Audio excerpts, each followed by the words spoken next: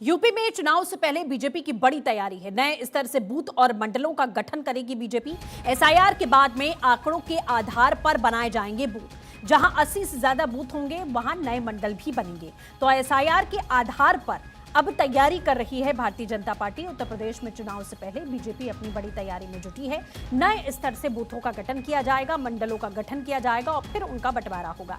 SIR के बदले आंकड़ों के आधार पर ही बूथों को एक बार फिर से सेग्रीगेट किया जाएगा। जहां 80 से ज्यादा बूथ बनेंगे और वहां पर नए मंडल भी बनाए जाएंगे। उसी स्तर पर प्रचार प्रसार की शुरुआत होगी। नीलेश हमारे साथ जुड़ चुके हैं। नीलेश, नए सिरे से समीकरण बिठाने, नए सिरे से एसआईआर के आधार पर जो बदलाव होंगे उसी के आधार पर माना जा रहा है कि बूथ और मंडलों का निर्माण किया जाएगा। क्या स्ट्रैटेजी है इसके पीछे?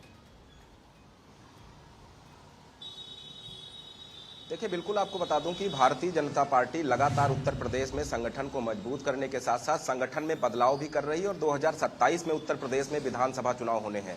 उससे पहले लगातार बैठकों का दौर चल रहा है। इससे पहले हमने देखा कि भारतीय जनता पार्टी के राष्ट्रीय अध्यक्ष नितिन नवीन लखनऊ पहुंचे थे, 2 दिवसीय दौरे पर थे।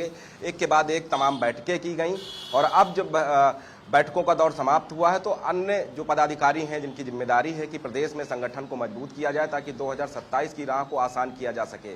और इसी बीच एक और अहम जानकारी निकलकर सामने आई है कि प्रदेश में जो भारतीय जनता पार्टी का संगठन है, बूथ स्तर पर, मंडल स्तर पर, जिले स्तर पर, उसको जो है उसमें कुछ बदलाव करने की आवश्यकता है। क्योंकि प्रदेश में हाल फिलहाल की अगर हम बात करें तो एसआईआर की जो प्रक्रिया थी वो पूर्ण हो चुकी है और ऐसे में उत्तर प्रदेश में 403 विधानसभा हैं और 403 विधानसभाओं में बड़े पैमाने पर जो वोटर्स थे वो उनकी छटनी हुई है, यानी कि कहा जा सकता है कि डुप्लीकेट वोटर्स जो थे उनको हटाया गया है।